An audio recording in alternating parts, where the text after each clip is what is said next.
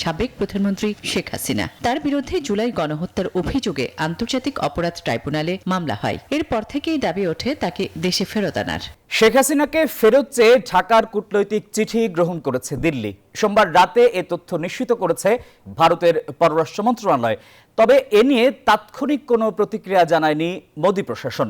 এর আগে দিল্লিকে চিঠি পাঠানোর বিষয়টি নিশ্চিত করেন পররাষ্ট্র উপদেষ্টা।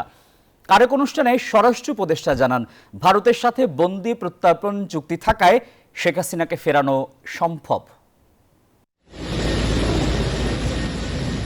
ছাত্র জনতার বিক্ষোভের মুখে গেল 5 আগস্ট দেশ ছেড়ে ভারতে পালিয়ে যান সাবেক প্রধানমন্ত্রী শেখ হাসিনা। তার বিরুদ্ধে জুলাই গণহত্যার অভিযোগে আন্তর্জাতিক অপরাধ ট্রাইব্যুনালে মামলা হয়। এরপর থেকেই দাবি ওঠে তাকে দেশে ফেরত আনার।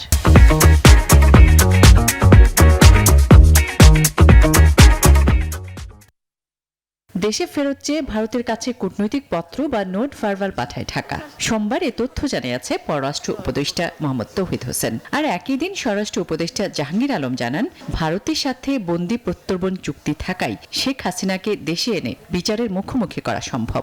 প্রত্যাবর্ষণ সম্বন্ধে আমি অত ডিটেইল বলতে পারবো না, এটা আপনারা সে যদি জিজ্ঞেস করেন পররাষ্ট্র মন্ত্রণালয় এটা ভালো বলতে পারবেন। প্লাস আমাদের মাননীয় প্রধান উপদেষ্টা কিন্তু তার একজন স্পেশাল এনভয় নিয়োগ করে দিয়ে হয়েছে এটা করার জন্য, এবং আমরা সবাই একসাথে কাজ করছি। তাকে যে চাওয়া হচ্ছে ফেরত বিচার ব্যবস্থার জন্য সেটা জানিয়েছি।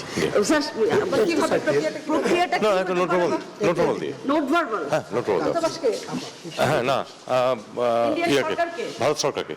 তবে দিন না গড়াতেই শেখ হাসিনাকে ফেরত চেয়ে অন্তর্বর্তী সরকারের পাঠানো চিঠি গ্রহণ করার কথা জানিয়েছে ভারতের পররাষ্ট্র মন্ত্রণালয়। তবে এই ইস্যুতে কোনো মন্তব্য করেনি দিল্লি। আসমা তুলি, নিউজ 24।